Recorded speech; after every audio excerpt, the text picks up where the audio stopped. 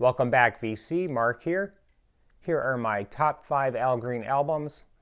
And before I start running down the titles, I have to introduce this gentleman. His name is Willie Mitchell. He is a jazz trumpeter. He produced, co-wrote, and engineered many of Al Green's classic recordings. They met in the late 60s. Willie was already associated with High Records. He would go on to run Royal Recording Studios, where they cut all those classic albums. Extremely important figure in Al's life. Behind every great artist, there's usually a team of really phenomenal musicians, and Al was lucky to work with some of the best. You think of like the Stax sound, you think of the Wrecking Crew, and even specific studios having sounds like Gold Star and the Capitol Studio with their echo chambers. Royal Studio had a very specific sound, a very specific mixing board. You'll never get that sound again. It's just not a reverb box that you can buy or a special effects box. Some of the equipment was actually created for that studio. The studio where they cut had unique dimensions. The ceiling would kind of slope, so it would create this really unique sound. They captured a warmth and intimacy in those recordings that no one's been able to capture since. Getting back to the musicians, let's say with James Brown, you had Catfish and you had Bootsy. With Al Green, you have 3 brothers that kind of round out the rhythm section, the Hodges brothers. You had Leroy Hodges on bass, Charles on organ, and Teeny on guitar. Then you had 2 of the greatest drummers in history. You had Al Jackson and Howard Grimes, the human metronome.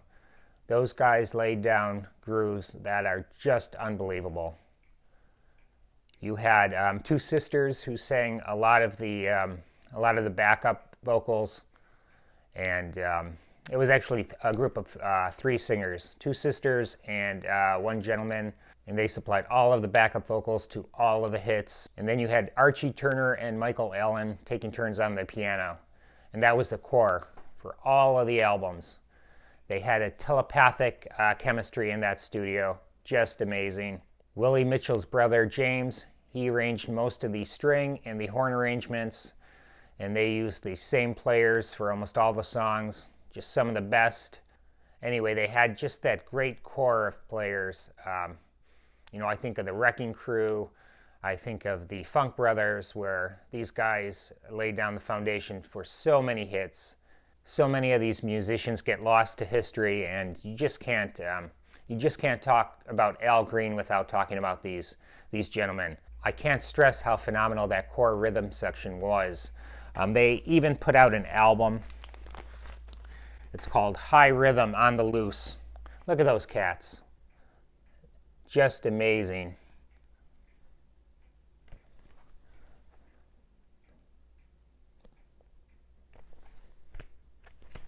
I am going to start going down the list.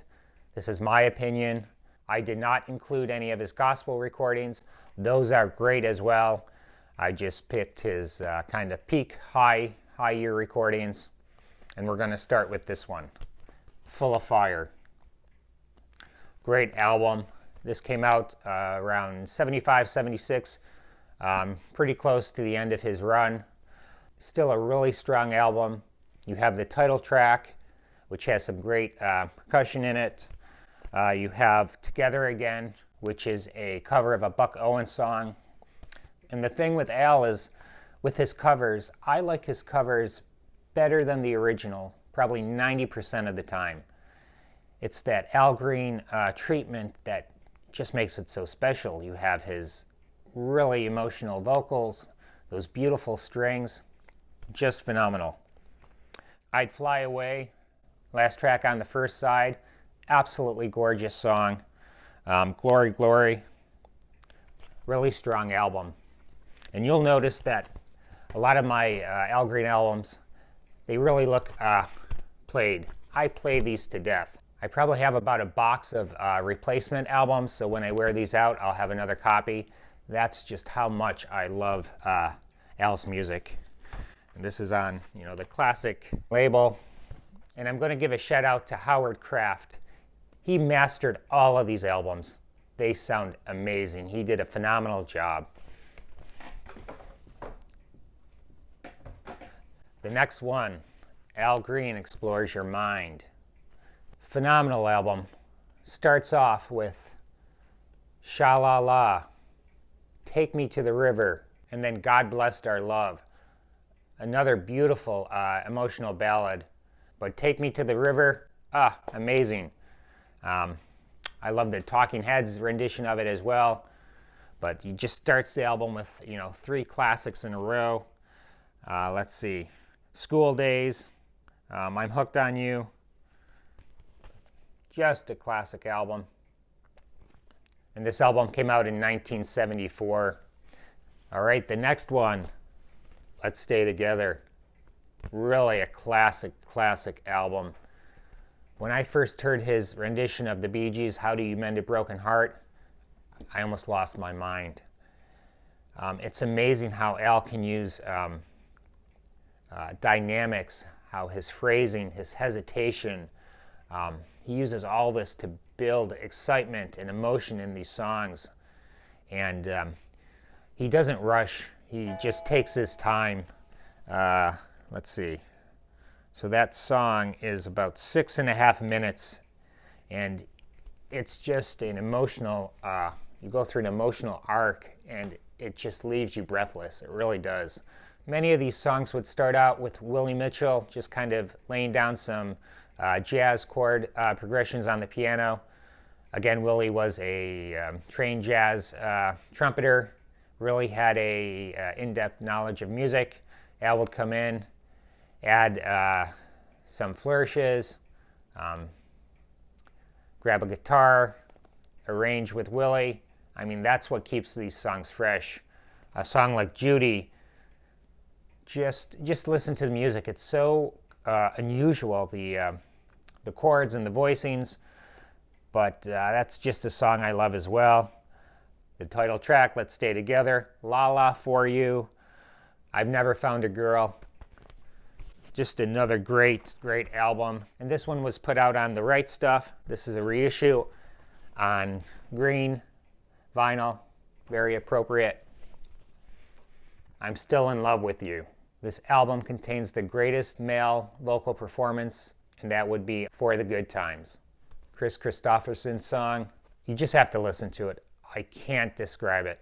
It's the greatest soul recording by a male ever. The sound, the arrangement, the emotion.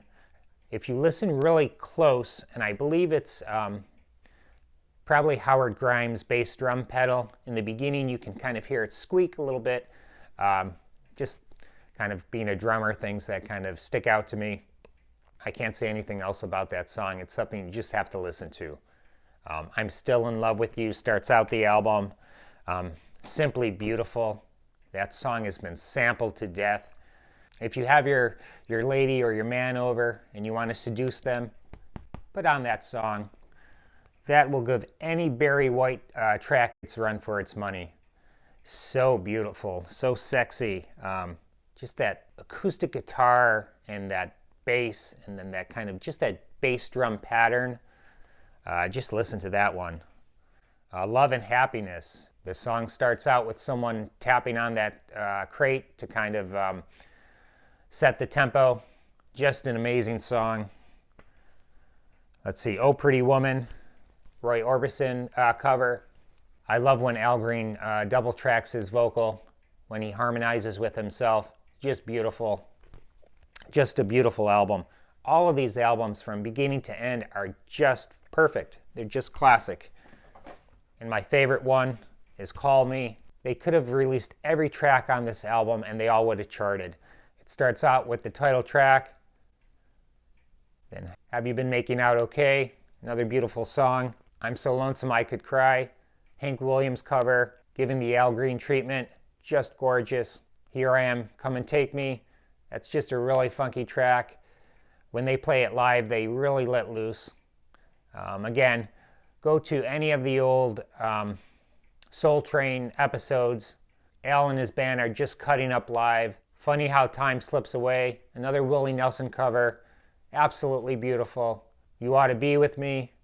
Another hit. Just another classic. Perfect album. Just going to show you again. It's original on the High label. Great album. Great musicianship. All of these albums were made within 5 or 6 years. Just an amazing amount of work. Al was such a dynamic performer. Really unique, really an individual on stage. His movements, his dancing, how he interacted with the audience, just mesmerizing to watch. I have one honorable mention. I Can't Stop. A lot of the original members got back together, including Willie Mitchell. They cut this amazing album, and I've included a link below. I've never seen Al just sit with a guitar and play through a song. He was always on stage, dancing, entertaining the audience. So it was kind of real special to see him and his guitarist just sit down and play the strongest song on this album, which is Raining in My Heart. It's kind of a really special performance. His voice is weathered and rough, but it still has all of the power, all of the beauty that it did back in the 70s. Kind of a nice way to end this progression. Anyway, thanks so much for tuning in. Kind of tell me what you think, if you agree, disagree. If you enjoy my videos, please subscribe to the channel. Stay safe.